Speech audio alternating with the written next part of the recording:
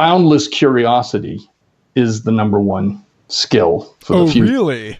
Yes. The most creative people are insatiably curious.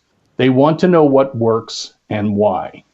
And so that's the skill you should seek. You should learn to be, if you're not naturally insatiably curious, then you should learn the techniques and skills involved with that and practice them so that you're acting as if you're insatiably curious, even if it's a learned, not innate characteristic.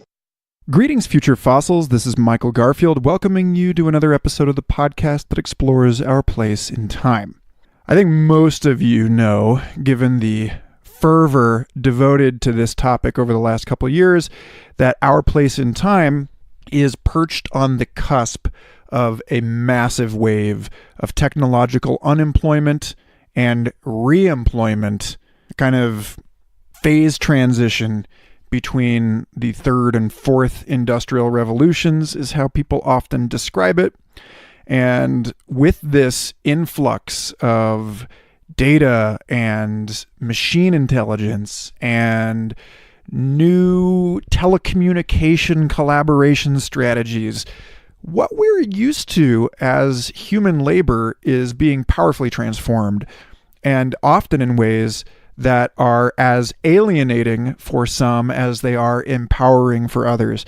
This is really nothing new when it comes to massive technological regime changes, but to be living through something akin to the advent of agriculture, as this transition is so frequently described, well, folks, agriculture was not a universally agreed upon, wonderful, positive progress kind of development.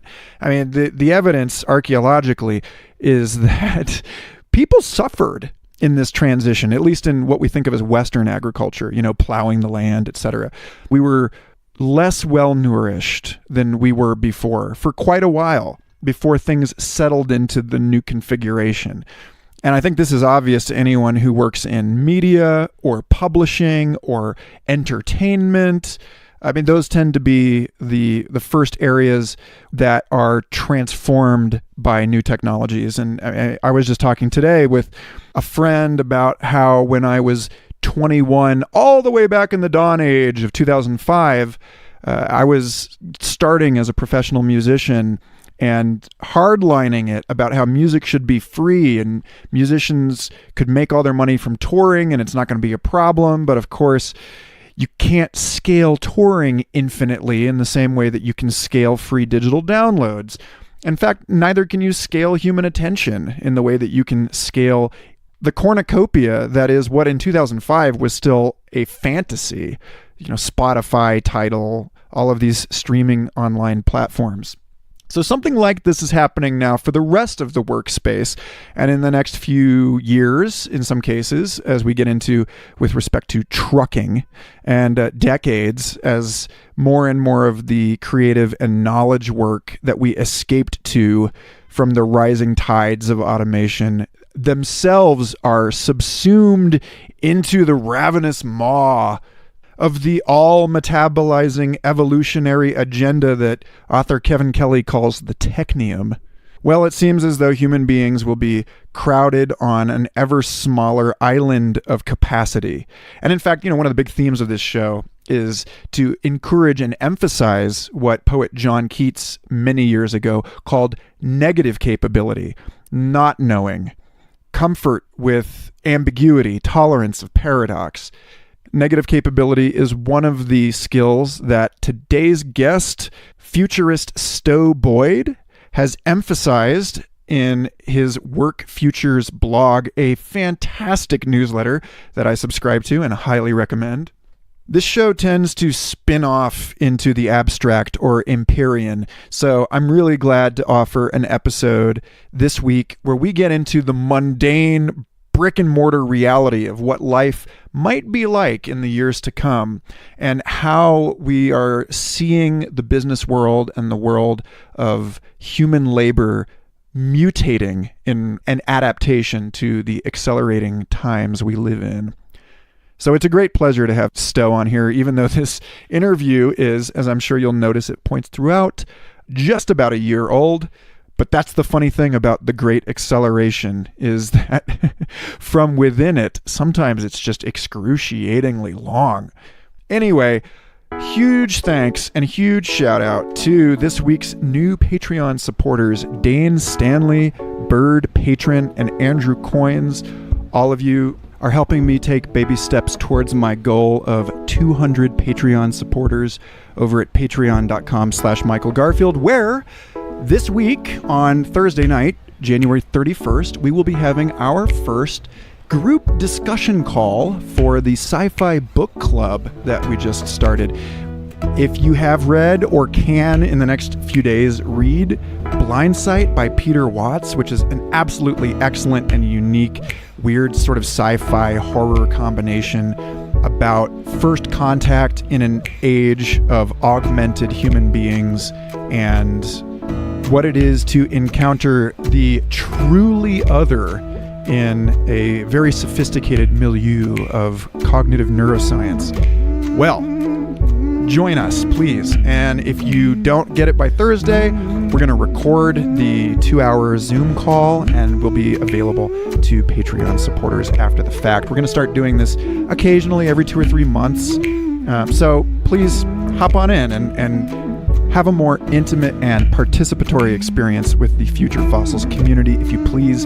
There are also a ton of exclusives on that site, including secret episodes and so on. So help a brother out. I'm about to have a kid. If you love this show and you have a few bucks every month to spare, you know where to put it. And if you don't, obviously reviewing the show on iTunes or wherever you listen is always extremely helpful and helps us get into the ears and minds of the people who will benefit the most. Well, that's all for now. I've got some great episodes coming up for you in the weeks to come. But first, this fabulous and real conversation with Stowe Boyd of the Work Futures blog. Thank you and enjoy.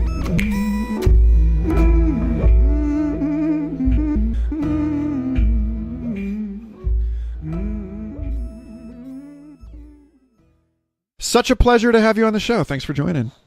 Well, it's great to be here. Yeah. So we were just talking about the challenges of being an independent publisher in this time and how it feels like I'm often reflecting on the line from Peter Gabriel's song "Don't Give Up," where he's which is based on the Great Depression and the Dust Bowl America, and he says, moved on to another town, tried hard to settle down. For every job, so many men no one needs. And then there's this sense in which, in whatever way we're recapitulating this tension in our age, in our year, that every time you get comfortable somewhere, it's like MySpace, you've got your 80 million MySpace followers, you've HTML coded your whole thing. And I'm speaking from my own personal trauma. Then Rupert Murdoch comes in and buys MySpace, and they decide to wipe the HTML individual coding off. Everybody's page looks the same. Suddenly it's a ghost town. And you've got to move to Facebook, and then Facebook tweaks the thumb screws and does their thing, and then suddenly that's not looking so great anymore. And there's this sense of not just planned obsolescence of devices, but a sense of not being able to settle anywhere, having to constantly relocate your stuff, leaving merit and followers and people behind when email's no longer the thing and Slack is the thing. Right. So, yeah. I mean, how did you, I guess the question is, first of all, how did you decide to turn into the swerve here and emphasize the metamorphic work environment as a career? And then, how are you making sense of all of this change and tumult? Well, yeah, I mean, the experience that you related of, MySpace, et cetera, I have a parallel story to tell. I started in 99 on a platform called convey.com, which was an e-zine, because the word blogging didn't exist yet. Or I guess we were starting to use the word weblog, but blog, the short version in 99 didn't happen.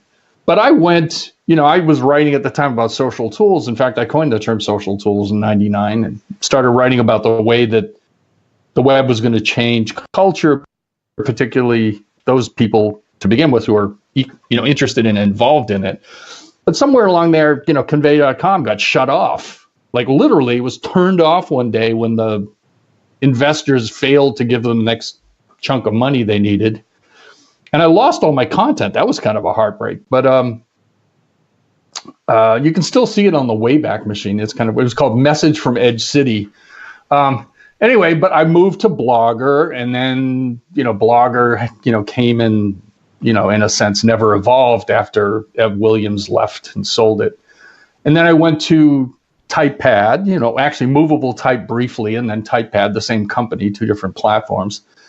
Then I experimented with, various things. I had WordPress, but I really made a transition to Tumblr. And actually, I'm still on Tumblr. I've been on Tumblr ever since. That must have been 2006 or something, So I've got like a huge history of stuff on Tumblr.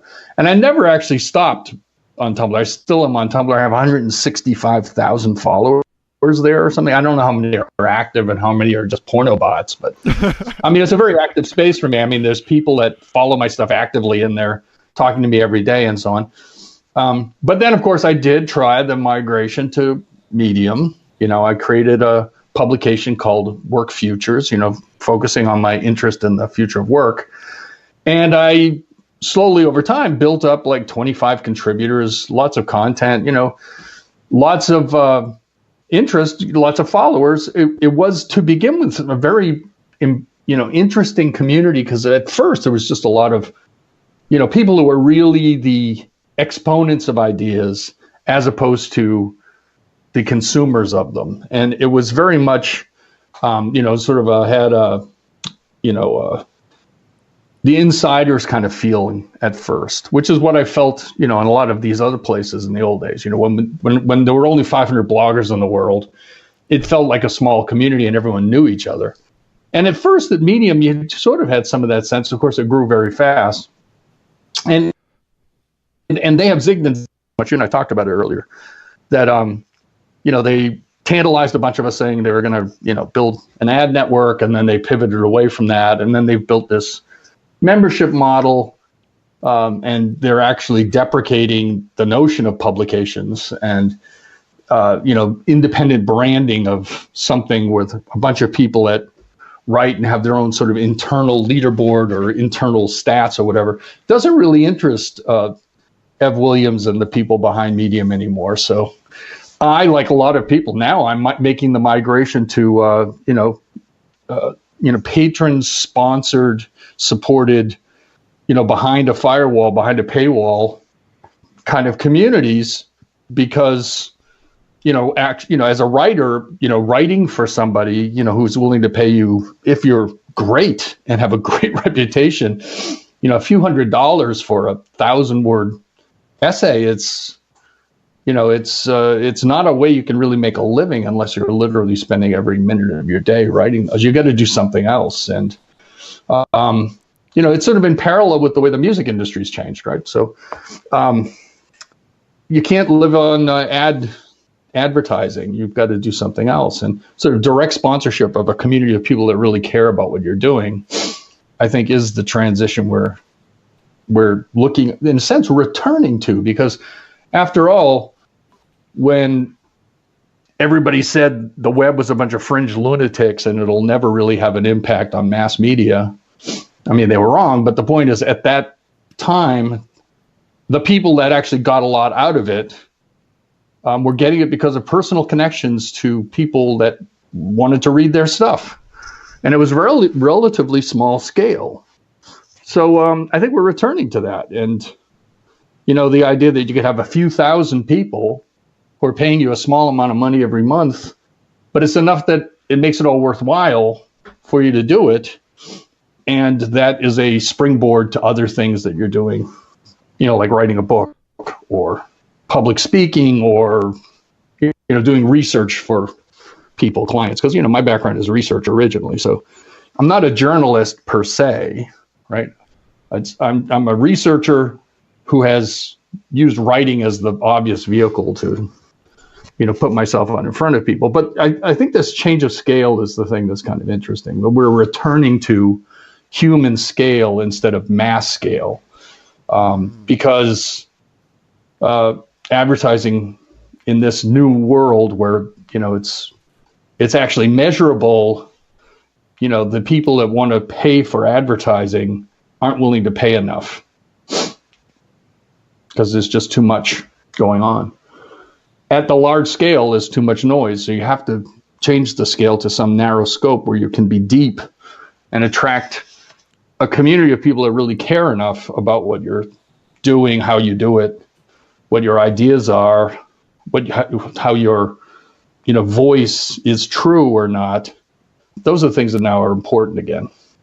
Yeah, it seems, if I'm to think of it in ecological terms, it seems as though we were for decades or centuries largely in sort of a desert of cultural diversity, at least with respect to the relative horizon of an individual human life.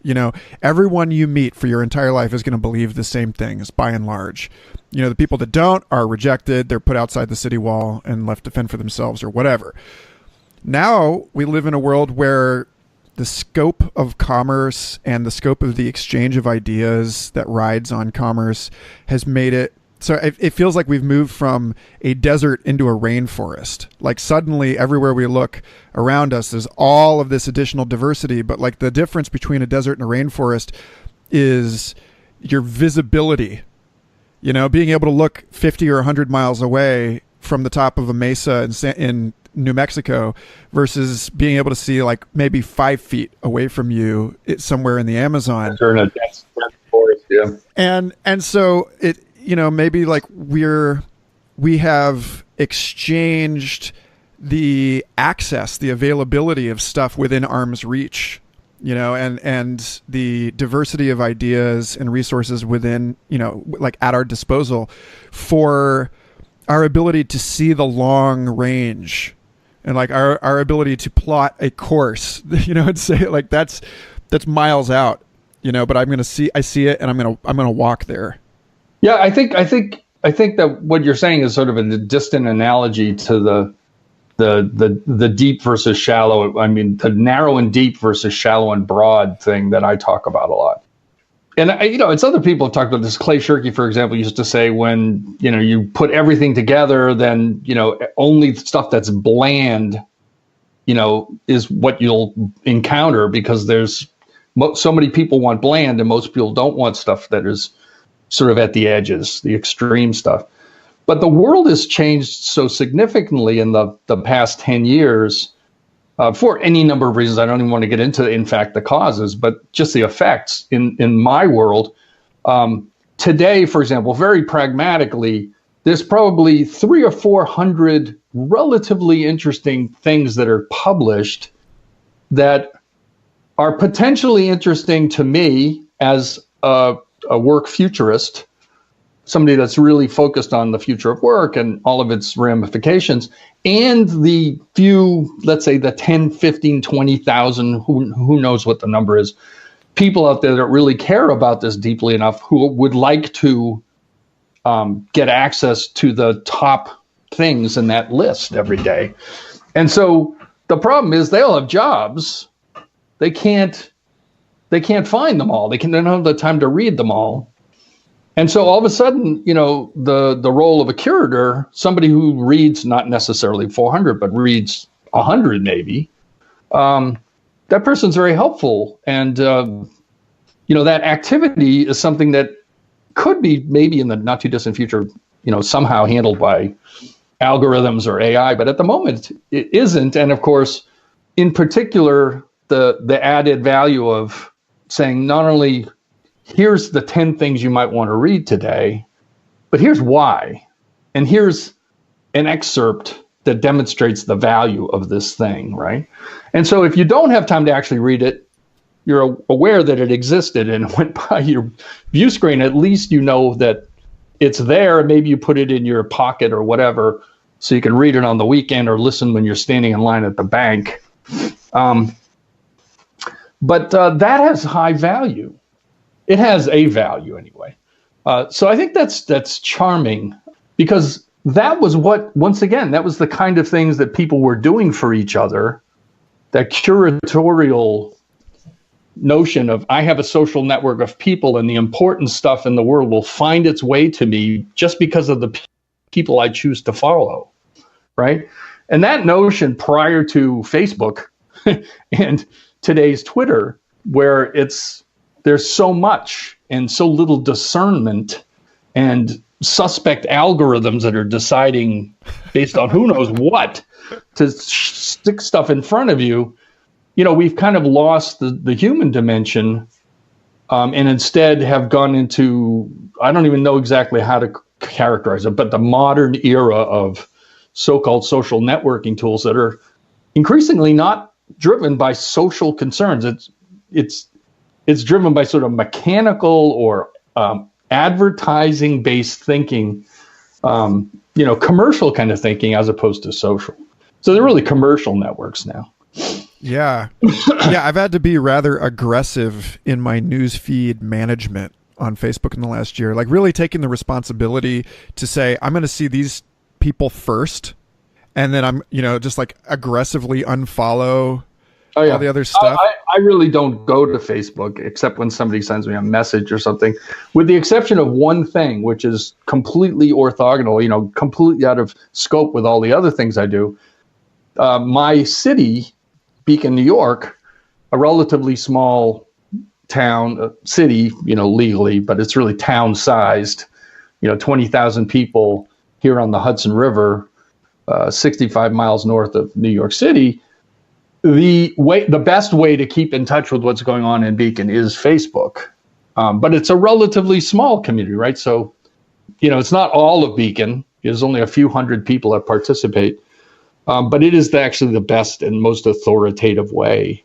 But that's not quite the same as getting involved with national politics or, other, sort of large scope things where you're talking about, hundreds of millions of people, and, you can just get, you can drown in it. I don't use Facebook for that at all. And I'm kind of judicious about even how I use Twitter, because while I follow a lot of people, I don't listen to most of them. In other words, it's not the person I'm listening to. It's like what I'm looking to find is what floats to the top. Right. It's a different pattern. And then there's a handful, a couple of hundred people that I sort of diligently keep in touch with through Twitter. And we, very commonly I'm sending them direct messages and so on. But that's, again, it becomes small scope. And, you're talking about a few hundred people. It's a completely different thing. And so I think it's intriguing, but it's also my day-to-day reality, right? I mean, I'm not thinking about it just intellectually, what does this mean for other people? It's really, practically, how do I actually do what I'm trying to do every day, using these things as resources, tools, crowbars to get, lift things up and look underneath and find out what's going on. Yeah, it was Doug Rushkoff's book, Present Shock, that really cemented for me. I bring it up all the time because he talks about that email can scale infinitely. An infinite number of people can send you email. You can't read an infinite number of emails. Yeah, so this whole thing about reconciling the superpowers of our digital technologies with the real organic limitations of our evolved bodies. Our time. Our ability to conceptualize 187 dimensions of, personal interaction. We just can't do it, So, we're bounded. So we have to find a bounded way. So in what other ways do you see this? I almost see it as like a repentant move on part of humanity to be like, wait a minute, we're not quite to the transhuman, like Ubermensch, the like Minority Report thing of, he's sitting there with managing 50,000 gestural interfaces at the same time. And then people actually set these interfaces up. I think you mentioned this in one of your pieces where it's like, you can't, I might have been something else reading at the same time, but it's like this issue of like, it actually turns out you don't want to hold your arms out in front of you all day. You're not a forklift. You're a human being, and you can't sit there. Maybe if you're a professional poker player, you can sit in front of 17 screens simultaneously. But so like, there's all these ways that there's like a humbling and a reconsideration of what it actually means to be a working human being in this process. And like, how are you seeing, like, what are some of the other ways that you're seeing the human scale return to work? Well, actually, that turns out to be a central theme in my work over the past, decade, which is, the analysis of why it is that certain things, certain tools, certain practices work and do not work. Why is it, for example, we had a large-scale defection from the so-called work management, work media platforms, the Yammers of the world, the Jives of the world that allowed people to work out loud, so-called, inside of corporations. But people, their actual adoption was relatively low in most places. And relatively quickly, as soon as the Slack generation of, HipChat before them and then Slack with, its work chat model, it was a huge defection, enormous. And so, for example, the value of something like Yammer as a product or Jive as a product has dropped precipitously in just a few years as people move to other models, particularly work chat, but not just work chat. People also moved to task management platforms that were really focused on, shared tasks, the timeline project management oriented thinking, as opposed to just talking. And the point I'm making is that was motivated by social scale. All right. So the model of those earlier work media tools, Yammer and Jive and so on, really organized around sort of departmental level scale, hundreds of people or dozens of people who are communicating, maybe broken up into different threads and so on. But it was a follower model, and you were following lots of stuff, lots of people. And there was a lot of talk, but not very structured talk. There's no tasks in Yammer. And I asked them about that once. I said, I think tasks are a first place object in the world of work. And they say, well, we thought about that. We decided not to put in tasks because we didn't think it would be fun.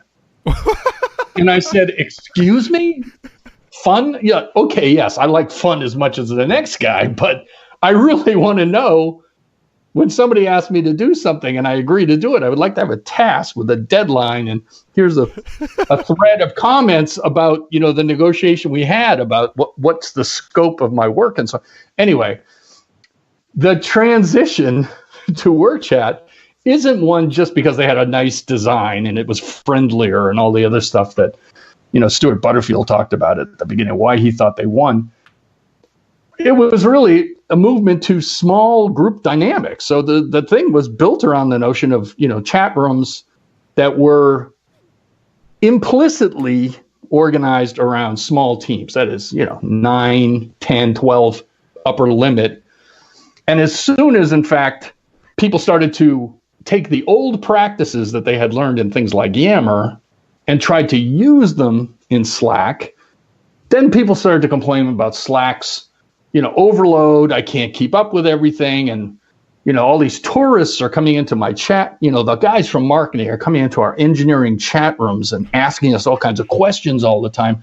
So they had to create secret, side projects where the marketing guys wouldn't come. Anyway, so that was a problem, mismatch of the way that the technology implicitly was described or developed, designed and implemented, and coming into conflict with, the social dynamics of people who really want to, have visibility into what everyone's doing, but actually having visibility into what me and my friends are doing in our work group is none of your goddamn business. Get out of here. Right. It's like the amoeba. The amoeba can only get so big, and then you need a multicellular organism. And it's almost like, the marketing guys bumping into the engineering room is like, it's like an internal hemorrhage.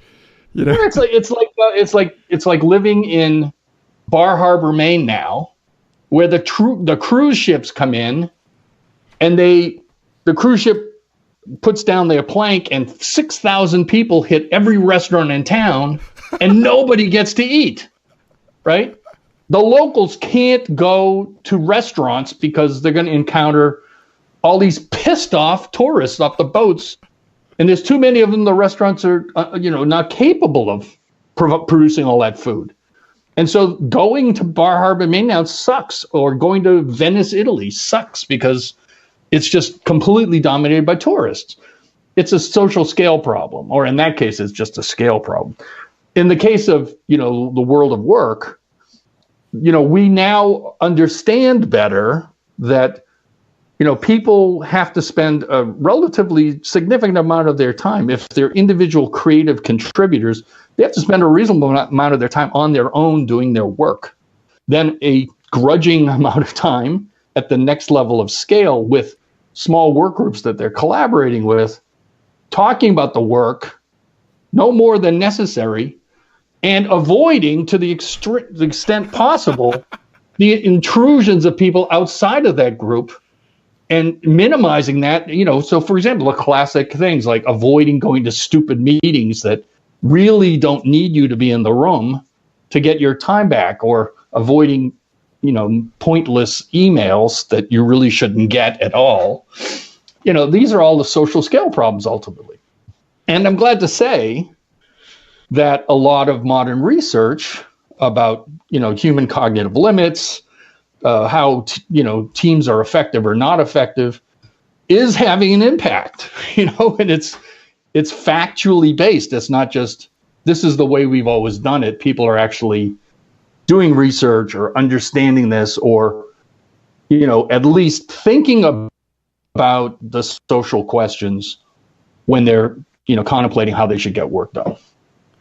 So in line with that, also, it would seem like there's and this is frequently discussed. There's the scale of information input output, and you touched this a little bit earlier, but it kind of, you use it as one of your refrains, I've noticed in your work, this critique of the open office plan where everyone can sort of engage everyone else, and it's almost like being online where you're simultaneously exposed to news from everywhere, and how distracting and disorienting that is, and how it's like limiting that, like closing that valve seems like a very important part of this.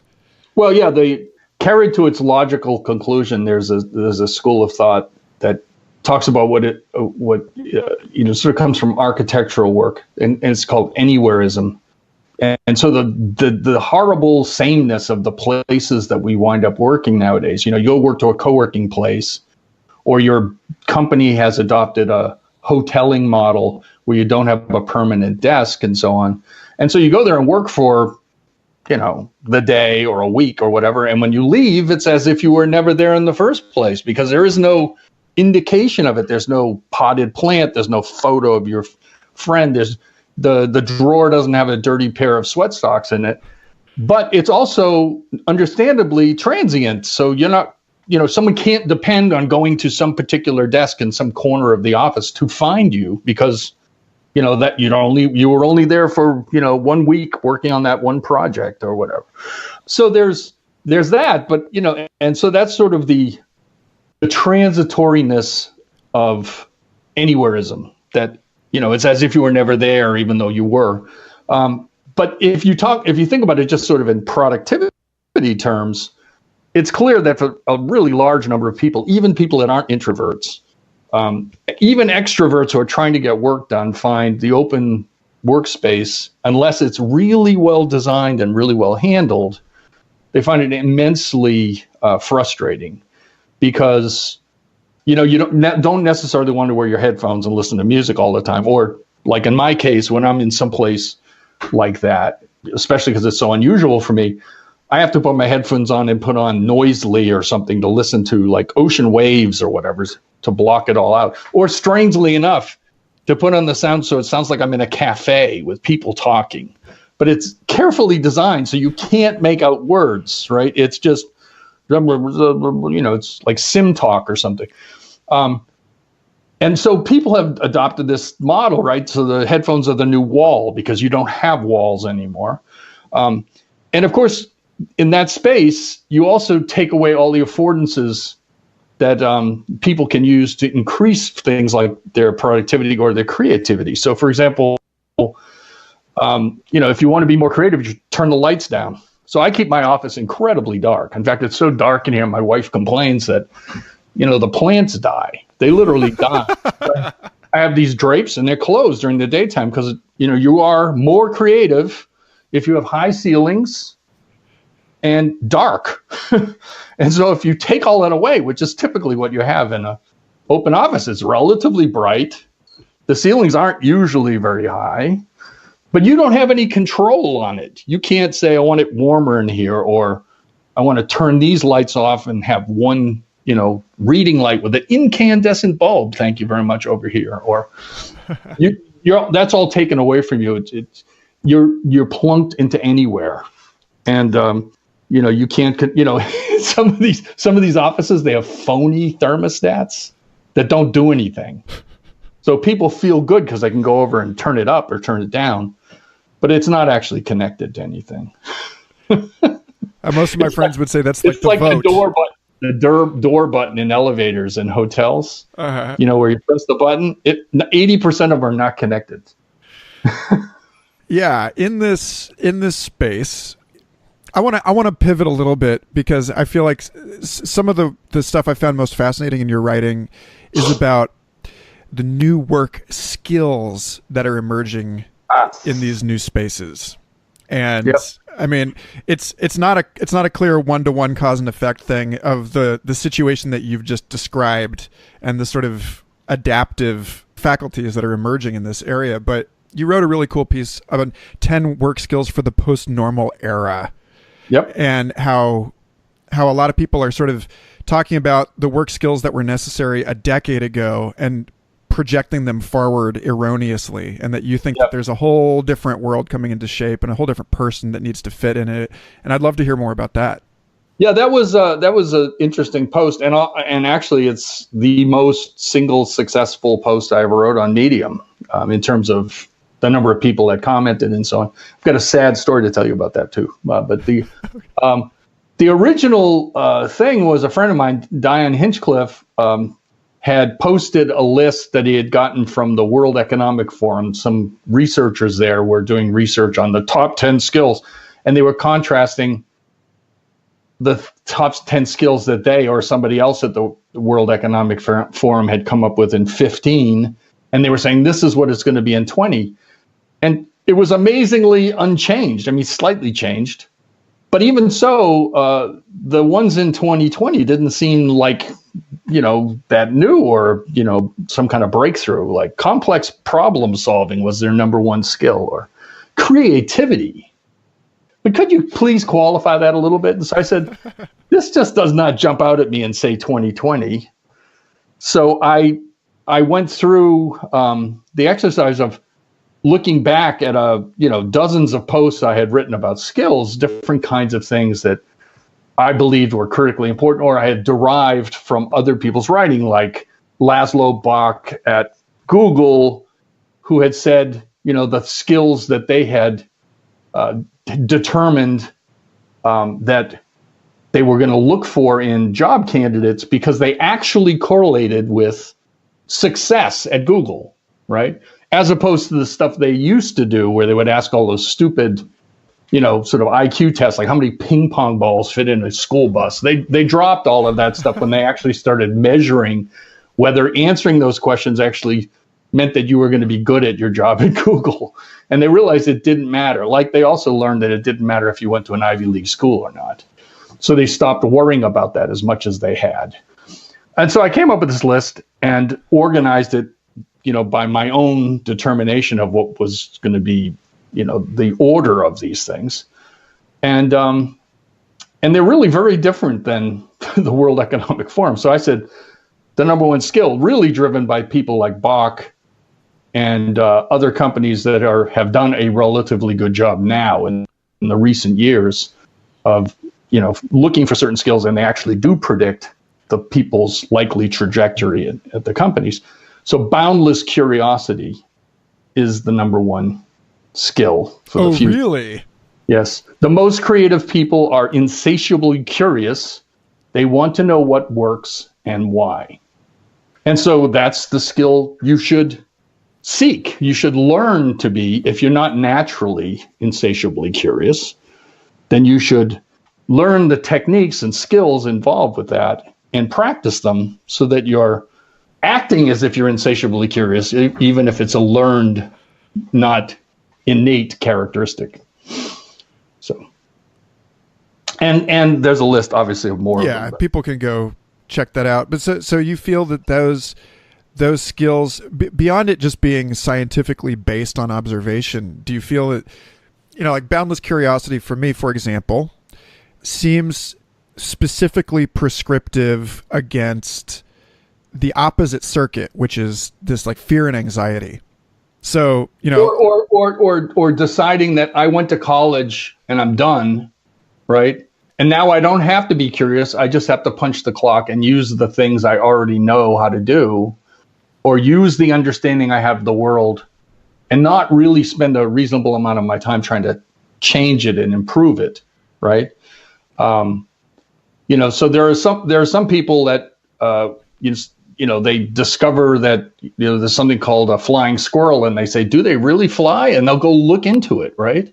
Now, does that have any applicability to their job? Well, not necessarily immediately, but if in fact, you are that sort of person, you will stumble across things that give you insight to the world in a different way. And yes, flying squirrels may be a bad example, but maybe not, because by studying something about flying squirrels, you find something about the evolution of flying mammals, for example, that you didn't know. And that leads you to a new insight that actually helps you in the evolution of your product line or something. But for example, today I was reading something, and it's, another confirmation. It's a guy, Bill Taylor, who was the co-founder of Fast Company magazine, wrote a piece in Harvard Business Review quite recently. I think it just was published last month. And so he was talking about 4 styles of leadership that are really useful today, as opposed to the way people might have been a leader in the past. And the number one that he came up with, the one they thought was most important, was the leader as a learning zealot. That he's constantly spending his or her time helping the people they work with to learn more, to expand their intellectual horizons. And they inculcate a culture where the pursuit of learning is understood to be central, not secondary to, spending your time walking around with a stopwatch. And so I am constantly coming up with other, hardworking, intellectually interesting people who are coming up with very similar observations about what is necessary to move forward, improve in a world that's changing as quickly as it is. And obviously learning, curiosity, this nexus of a bunch of these obviously interconnected, and creativity is part of this, all these interconnected threads that are sort of mutually supporting and define the character of people that are going to succeed in a world like we live in, where it's changing so quickly. Yeah, one part of that change seems to be in, like I was saying earlier, like that movement from sort of a regionally or ethnically bounded sense of identity to this, larger global identity, and that is multiple geographically contiguous or overlapping belief systems, or ideologies, economic setups, or whatever. They're occupying the same spaces, but like sort of different noetic spaces. And so we've got all of that. And so, one of the things that I've been thinking about, just on a sort of more like trippy science fiction kind of view of it, was the radical increase in identity tolerance that people will have to exhibit working in a place where their colleagues have, genetically modified neural architectures or gills or whatever. There's like the future workplace where you're dealing with like the Borg, and like you're required to use transcranial stimulation to remain in a flow state while you're at the desk because they don't want Facebook attrition or whatever. And so through economic exigency, you end up in these situations neighboring with entities that you would have regarded as the feared other. The most obvious observation there, and it lines up with the second of my 10 skills, is that people are going to have to learn how to to dance with the robots, as I say. Aha. So this is the skill of freestyling. You have to figure out how to incorporate AI into the work you do and get along with them and figure out how to collaborate with them. And I use the term freestyling because there's a form of chess called Freestyle Chess, and it follows the same rules as chess, but it relaxes the tournament limitations, and it says you can have a team of people that are playing together instead of you having to play by yourself. And you can do anything you want to decide how to take your next move. You can call your cousin on the phone. You can run simultaneously 3 chess programs and have chess books open and so on. And it turns out that the people who are best at freestyle chess do in fact use several chess programs at the same time. Interestingly enough, they are not the strongest chess players in the world. They are the best freestyle chess players in the world. And they typically, if all of their chess programs say, take this move, they'll take it. But they only get involved when their chess programs disagree with each other, right? And so they step in at that point and say, well, in circumstances like this, my experience has been that chess game number 1 does a better job of this than the other 2. So even though the other 2 are, would be voting against it, I still think we should go with this, and so on. So the general notion of freestyle, we'll take it out of the context of chess playing, because things in the world of work or our lives are much more complicated than the bounded board, which is only 10 to the 6 moves or something.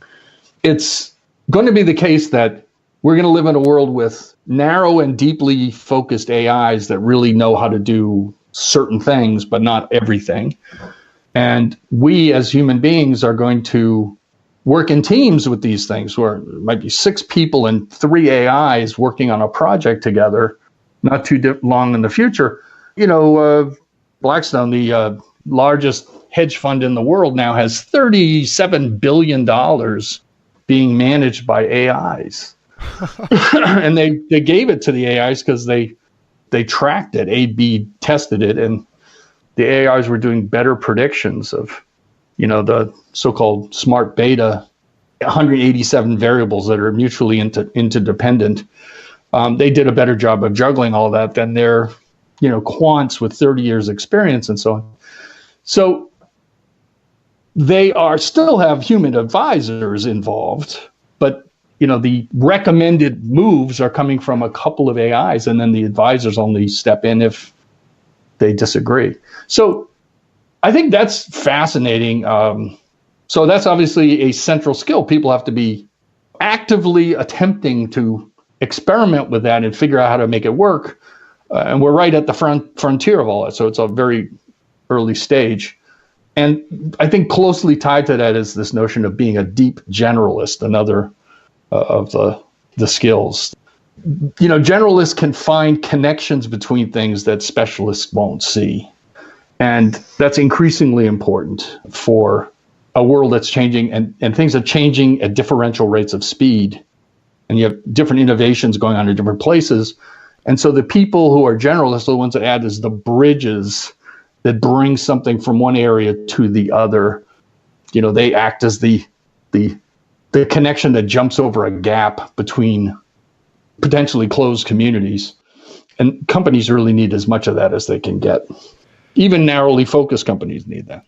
So in a way, like, put it into sort of a historical lens, it seems like we get these trends where at one time it was only the pharaoh that was like a person in that society, and everyone else was just working for the pharaoh. Yeah. And then you get, that. This the Bronze Age. Yeah, that pyramid crumbles and is restructured, and well, becomes... don't go too fast, because there's still a lot of the Bronze Age and how quite a bit. But companies run. Yeah, but that's just it. Is that like you get one corporation and it's Egypt, and then suddenly you get a bunch of tiny pyramids, let's say, and that resembles whatever we're shooting for in the 1700s. That trend seems to be with the continued evolution and saturation of AI assistance in the workplace.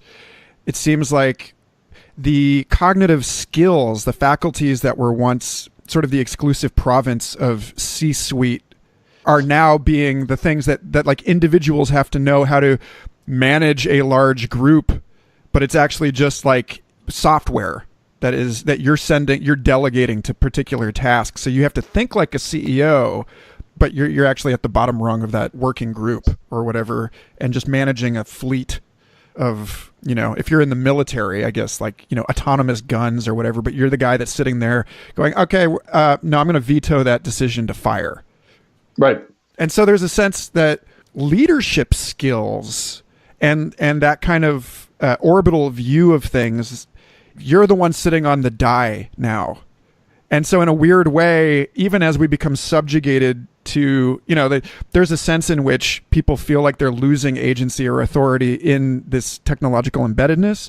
Mm-hmm. But in another way, it feels like we're actually being deputized to step up and do a new level of like sovereignty or like a personal agency and authority compared to what we're used to. Absolutely right. And in fact, the number 3 skill is emergent leadership. This is the term that I think, once again, came from Laszlo Bock and his group, which is it's a skill they look for. It's people who are willing, who don't typify themselves as managers, right? They typify themselves as practitioners in some domain of knowledge and so on. But they have the skills so they can relatively adroitly take on a leadership role as is necessary by circumstance, and then they're willing to later on step back to being an individual contributor and doing other things. They don't feel the need to define their identity as a manager with people, quote unquote, reporting to them, and that they tell them what to do or guide them, control them, whatever, exhort the team to do well or whatever. Their focus as an emergent leader is to help the resolution of a set of problems that are perceived as impeding progress, development, getting the product out the door, delivering value to the client, whatever. But they don't see it as like a career. Their career is still software engineer or creative director, right? Of the directing the creativity of a marketing group, not creative director in the sense I've got 17 people working for me. And so that's really a fascinating shift. And it comes back to a bunch of the things you're talking about, which is the notion that in a world in which people are demanding higher degrees of autonomy, then the notion of what a manager manages is different. You're not managing people, you're taking a role in helping to come up with solutions to problems that are stopping a group of people being effective at what they're trying to accomplish. And that's different. And so maybe what you're doing that because the circumstance involved requires a deep generalist, right? And you are one, and so that makes sense. Or maybe it's a circumstance where it really requires somebody with deep domain knowledge of logistics, and you are a deep logistics expert, and so you step forward when that's the issue involved. But it's not because you have the CEO DNA, right? Which is the Bronze Age thing, Right. I'm in charge because I have been anointed by God to be at the top of the pyramid. Bronze Age thinking. And it's still the norm at, 70% of all companies. And of course, at every tier in these companies, they are tiered because, the Bronze Age requires tiering. It's the era in which, military societies grew, caste, based classification of people, and so on. And it's still in our cultures. It's, why is it that businessmen today wear a suit when they go to the office, whereas all the creative people wear T-shirts and jeans? Because it's ritual clothing that you're demonstrating that you're the officer class, and then all the enlisted people wear cheaper clothes because they're likely to be, cleaning garbage cans. And that's still built into our system. And if you don't come to work, in a suit and a tie in certain industries, you're insulting the other people. It's considered an insult, which is like, what? But, that's Bronze Age thought. You're not wearing the right clothes to be a courtier, so right. you won't be treated as one. You're not playing the finite game where the past is continually referenced and everyone's sacrifices for merit are being recognized in the little social architecture.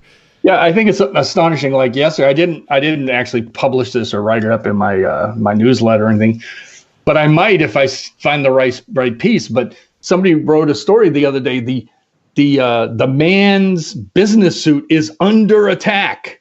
It's like, because more and more, millennials, even if they have the job of being a manager, they're not wearing a business suit. They're coming to work in like athleisure clothing or whatever.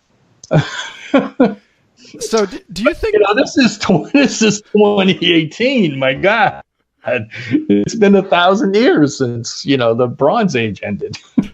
Do you think that this trend is leading us into, at some unspecified future point, a world where the demands of our just totally accelerated landscape have it so that this emergent leadership is appearing in areas like politics, where it's like a fluid democracy where people are rising to the need and are being appointed for temporary positions, and that we sort of lose career politicians? Because this seems like we're at that point where we're probably not there yet as a species where we can say, okay, career politicians, we're done with you, but it's starting to become obvious that this is no longer sufficient. If you make a contrast between, for example, the form of government we have in the United States, which is like the oldest continuous government system in the world that hasn't gone through a revolution, strangely enough, because we're like a young nation, but we've had the same system of government since 1779 or whatever it was. If you contrast it with sort of parliamentary forms of government, it is a trend in that direction. It's just we haven't taken whatever the next step is. So our system it's based around checks and balances, right? There's different houses, but people are elected for a fixed period of time, right? And absent something like impeachment or the overthrow of the government, they serve out that complete term, even if everybody wants to get rid of the government, right? And there is no mechanism in our government to say, okay, stop, dissolve, the House of Representatives and the Senate and schedule new elections for 2 weeks from now. You just don't do that in America because our system isn't based on that. Well, the parliamentary form is actually much more fluid. It's not as fluid as it might be, but the thing is set up so that you in a parliamentary system, first of all, the parties in general are voted into power, and they can move their people around. I mean, who's the prime minister, who isn't? That can be changed depending on the different kinds of parliamentary systems, but there's usually a mechanism where, a vote of no confidence happens, and the titular head of the state, who's, usually ceremonial, will say, I'm calling for new elections. and then a new election happens, and then there's new people in charge, or maybe not. Maybe it's the same people come back in charge, but it's much more flexible, right? And you can imagine something that could be even more flexible, where the overhead involved could be, by moving to electronic forms of participation. You could say, well, we'll have the election tomorrow, right? Yeah. Or 2 weeks, not 6 months or whatever. And so you can imagine, yes, we could get to something that's much more fluid. I believe that it's likely we'll see more innovation of that sort in business, and then that will sort of leach out and influence politics after some new set of principles are sort of proven or become adopted or accepted as sort of a given. But that could take a decade, and the notion of having going through the current forms of how we would change the government in the United States, which would require, the majority of the states of the Union to agree to a reformulation, a new constitutional convention or something. That ain't going to happen. Almost impossible to imagine unless we had a revolution. Yeah. Although we have seen that, for example, increasingly in the United States, more and more things are decided by things are taken directly to the voting population as some kind of a resolution put on the ballot, and it sort of runs around the legislature. So that's how we're getting all this legal marijuana stuff. Well, until Vermont, I guess. Vermont is the first one just yesterday where marijuana has been legalized by the legislature and not by popular referendum. Interesting. So yeah, go Vermont. Yay. So, in looking at all this stuff, it seems like you've got this very complete picture of how things are moving, kind of where we're going to be running with the bucket to catch it.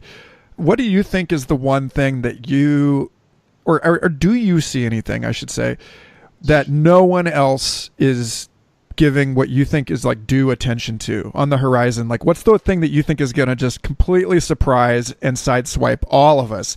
You think like the existential AI risk is sort of a red herring, and it's really about, learning to work with, and that's going to take care of itself, I think, probably on some level. No, I don't think so. But the things I think about that are not things that other people haven't talked about a lot. So I believe we're going to have ultimately, we're going to have regulations to minimize the rapidity with which we adopt AI and obliterate, human work and get into a situation of mass joblessness. Because I just don't think that the economy, our social systems can adapt to that as fast as we can adapt to the technologies involved. And so, a company like Wendy's has every incentive to put in as much robotic gizmos into their chain of restaurants as possible, because it's an enormous possible reduction in costs and headaches, right? Because they don't have people headaches. They don't have to, Betty called in sick today. Well, the AI doesn't do that, right? And in fact, all the news stories that you see, there was one today about Red Robin, I think it was, or Jack in the Box, who is following the lead of Wendy's and putting in kiosks and so on. So each of those people, so it's the classic thing, it's a tragedy of the commons. Each of those people are attempting to optimize, the management of those companies are each trying to optimize their own ball of wax, their own business. And they don't really give a hoot of what happens if everybody else does it too, right? And that's not their job, in a sense. They say, I'm beholden to the shareholders and, my quarterly results and my bonus plan. Right. And I don't care. Right? Because they have an adversarial relationship with the employees anyway, right? So I think many other people are looking at that and saying, well, we have to have a glide path where we don't just turn off the engines and let the plane crash. And so the technique is going to ultimately have to be regulated. So we're going to have to say, no, you can't do whatever it is, and eliminate all trucking in the United States with human beings. And actually, let me turn that around. I believe trucking is going to be the driving case that will lead to the acceptance of the need of regulation, because we're going to have 1.7 million American truckers out of work by 2020 because trucking, long haul trucking on highways is the first place that we're going to see a mass deployment of driverless vehicles. And right now, there's no checks and balances involved. It's just going to happen. And so what are you going to do with these people? And people say, well, we'll retrain them. But all the evidence shows that it's extremely difficult to retrain a lot of these people, many of whom don't necessarily have a college degree. They don't have a history of being educated, well educated in the first place. And all the examples you can point at of retraining programs have been dismal failures. So that'll be the case for that. But what I'm rehashing right there is something that many other people have talked about. You know, Jennifer Senior, for example, did a great review of Amy Goldstein's book, Janesville, which was about what happened in Janesville when they shut down all the automotive plants. Retraining just didn't do anything. So, like I said, that's been hashed over. But there are some areas where I think, and again, it's because I'm a deep generalist. Uh-huh. I think the biggest threats to our way of work and our politics is, the rise of ecological migration.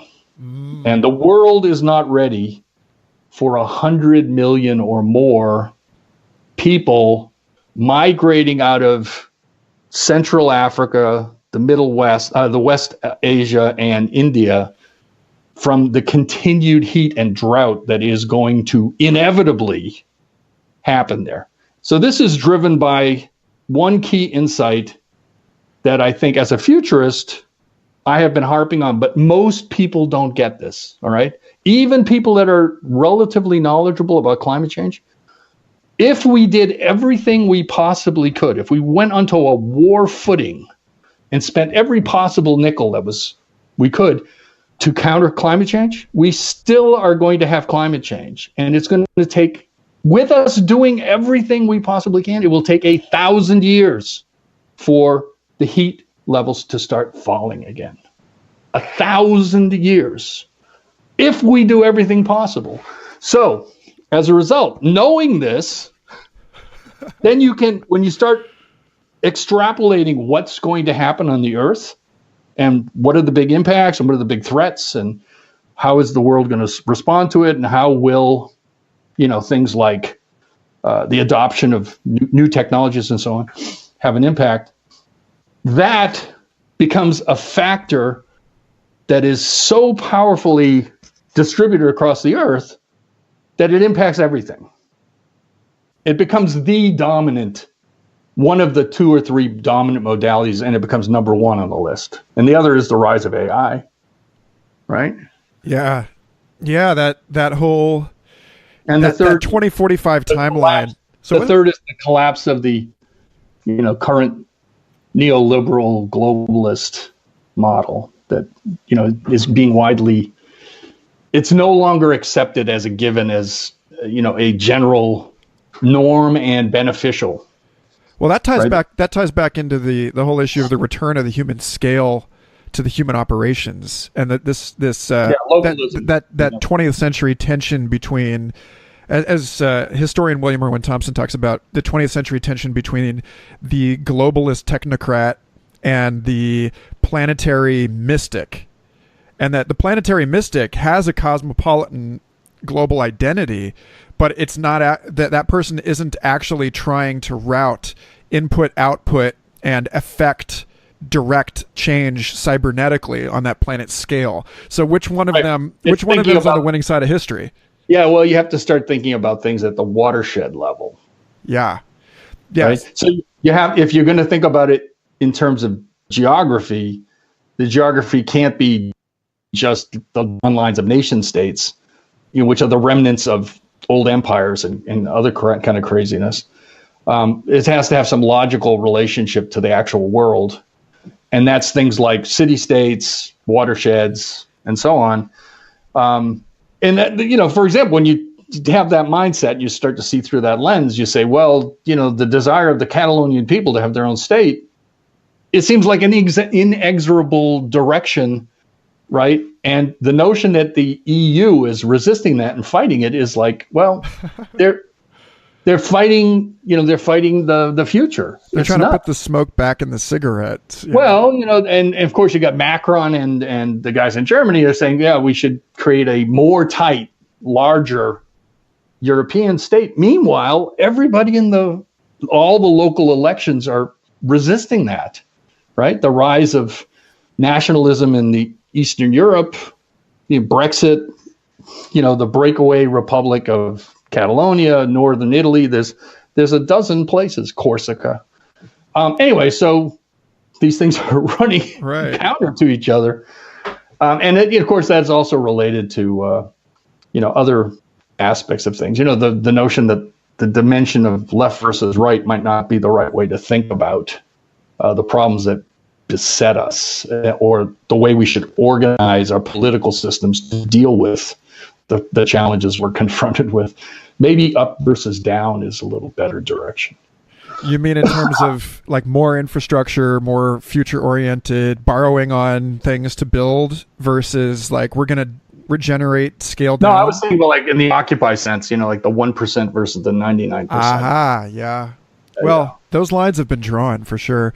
Well, no, but the political structures are that's why we're seeing the collapse of the traditional Republican Party now, because, disaffection with the world as it is. And this is the same fracturing we see in the Democratic Party, like Bernie's folks versus Clinton. Clinton's the old identity politics, left wing. And then Bernie's a populist socialist. And he's saying, the rich are ripping us off and we have to have a revolution. Listen to the guy. So, we're seeing that all over the world. And meanwhile, all of these things are happening and mutually reinforcing each other. And like I said, you're going to see, the way I write things, for example, I would write a scenario of a truck driver at the point at which he loses his job. And here's the context of the world as it is in 2021, where he's one of the last actual guys who was driving a long haul truck, and how he stepped into the job of just driving the truck from the warehouse to the highway. And then they taught him how to do that remotely using like drone controls. And then finally they take it away from him because they have an AI that does it better than him. And so I would write that scenario saying, this is what we're going to see in years. And here's, why there was, wild riots, general strike in the United States, because all of a sudden you get 2 million people out of work. Well, over a relatively short period of time, like 3 years. That's a very palpable scenario. I forget the name of the author, but somebody wrote a piece on that was in the Project Hieroglyph sci-fi compilation, looking at terrorist attacks by truck drivers on driverless freight facilities. People that's like, I'm making a statement because I've lost everything, and it's very believable. Smashing the looms. Yeah, exactly. Yeah, in fact, I'm working on one of these kind of scenarios right now for my book, A Working Future. And the scenario is about a woman who's going to a retraining center to be retrained like the 6th time in her 12 years of working and all these different jobs she's had. And so it'll, her in the driverless vehicle going to the retraining session, and she's recalling all the other retraining sessions she's been in and describing what happened in those industries that led to her getting retrained to be a such and such. Drone driver of a sex bot was one of her jobs. Is one of her former jobs. But then it turns out that AI got to be better at that than human beings could, do it with like joystick kind of controls. And so she lost that job and got retrained, doing something else. And so, but I think the science fiction scenario kind of approach is a better way to talk about some of these things than the kind of World Economic Forum model of talking about things as sort of sweeping big ideas. And here's, income, taxation tables or whatever, doing everything very abstractly. I think you have to really make it more tangible and real to people, to talk about it as stories, because it has a huge human impact then. Yeah, again, that return from our inability to properly grasp these massive, 6 million people died, versus, looking at the face of that starving child. The story of the woman who had a job briefly as a drone driver for a second. Well, I feel her pain. I feel, well, the good thing is that she didn't actually feel the pain. That's the good part of it. the six retrainings in 12 years does sound like my adult life. So but the silver lining that I hear through all of this is that, as we go through this tumbler, as we adapt to this metamorphic landscape of the, the future work, that we are steering our own minds and our own lives into greater creativity, greater personal leadership skills, greater curiosity, that those of us who make it through are going to be way more interesting, creative, fun people. All of those things are possible, right? So all of those things will be achieved by some of us. I just think that it's conceivable that in the absence of other extrinsic factors that we're not seeing it right now, there's going to be a narrowing of opportunities for people, a dramatic one. And in fact, I believe, and I've written about this. In fact, I wrote about this for Back Channel, which is now, I guess, part of Wired. It's an article called "What Will Businesses Look Like in 2050?" And I came up with sort of a grand scenario based on a bunch of these trends. And ultimately, because it was so far in the future, 2050, I really started by saying everything that we're doing today is going to come to a sort of a narrow tunnel.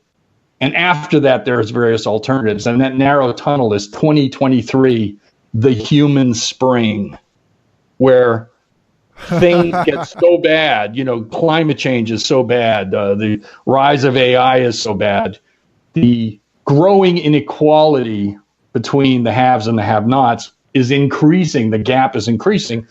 And so there's a worldwide, in the OECD countries, all the developed economies, there's sort of a worldwide movement, something like Me Too, like we're seeing with Me Too, where people saying, enough, we can't stand it anymore, we're going to have to do something about this. And then the question is, what happens? And so I came up with these sort of three alternatives. One that's nice, which is called Humania, where the forces of, the revolution sort of take control through actual democratic principles and institute new practices like minimizing AI and taxing the rich people, taxing wealth, not just income.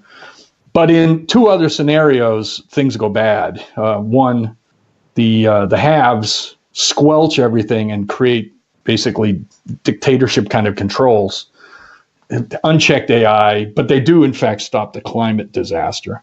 That's good. That scenario, by the way, is called Neo-Feudalistan.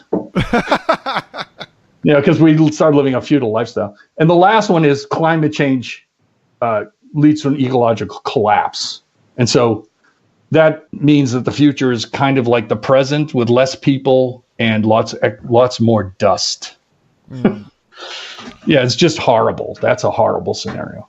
But the question is, it may not happen exactly like that, but it's clear that some of these things can't be put off forever. I mean, climate change can't be denied forever. I mean, we currently have know-nothing clowns running the U.S., but the rest of the world isn't doing that. But even so, we hit a local maximum again on CO2 in the air in October, and 2017 was the hottest year on record again. So these things are very serious, and as a result, that's the context in which, for example, and this is maybe I have to go. I'm actually late for something, okay. But this is the context in which we have to consider the sort of microcosm of the future of work, because you can't talk about the future of work if you're not talking about the future in general. And the future in general is not just more of what we have today, or it's certainly not what we had in 1970. So you have to realize, and of course most people do conceptually, but when they start focusing on something more narrowly bounded, like the future of work, and they think about, future extrapolation of future trends and so on, but they don't think about how dramatically the outside world, that is, things outside of the future of work, things outside of the workplace and the world of business, how deeply intertangled that all is. And that it's not, except for the purpose of like the universe of discourse, you can't really effectively consider the future, like what's work going to be like in 2025. Well, depends, right? It depends on what happens with these other major factors.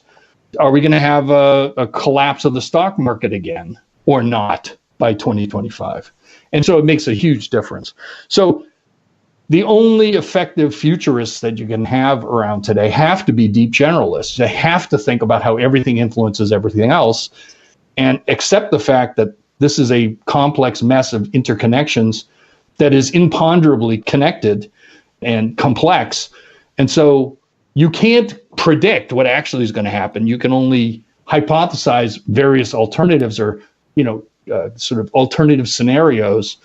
And that's why, in fact, I like to think about it as telling stories, because you don't have to be right. The important thing is the impact it has on the people that read it.